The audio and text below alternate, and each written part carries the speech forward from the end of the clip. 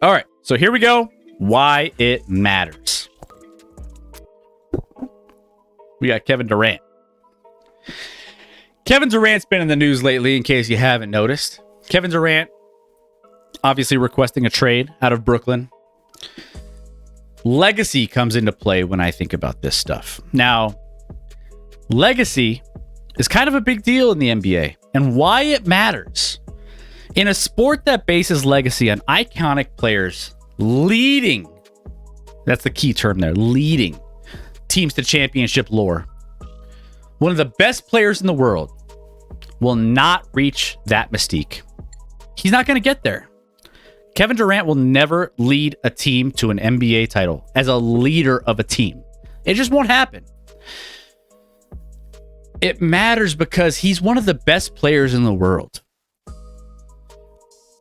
When you're one of the top talents at a sport or at anything, it matters how you leave your legacy. When he left, or when he's leaving a team that he doesn't want to be a part of. He's bailing. The decision that he's making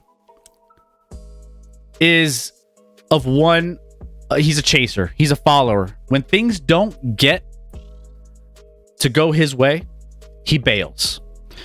Now, in Brooklyn, there was a lot of issues in Brooklyn, but you never thought of KD as being the guy that brought those issues. Kyrie is a head case. Ben Simmons, just, he looked weak. He looked like uninterested. Steve Nash looked over his head. Sean Marks looked weak. When you looked at the Brooklyn Nets, the only guy that you thought was in a positive light that you saw that was like, oh, he's got his stuff together, is Kevin Durant. He had all the goodwill. But this is a move of a runner and not a leader. When times get tough, he bails instead of stepping up and taking charge. When things didn't work out, he left OKC. When things didn't work out, he left Golden State. He bailed on Golden State. You know, he got called out by Draymond, and in some of the front office, he got into it with some of those guys. Oh, this isn't working for me. I'm gonna bail. Then he goes to OKC or to Brooklyn. Things get tough. Instead of just taking it on and being like, you know, this is my team. We got 1 year. We got all of this happening. Instead of saying, I want to lead this team, Kyrie, we have 1 more year. Ben Simmons, we have 1 year. That's not a trash team. He can make it work as a leader. He bails. He's asked for a trade because you're not taking care of my guys. Why does that matter? Why is that a thing? The decision-making comes into question. Decision-making. When Tom Brady decided to move away from New England, as a leader, he scouted out his locations, his potential spots, and he said, I want to go to this team. He chose Tampa Bay. How did that turn out for him? He won a championship year 1.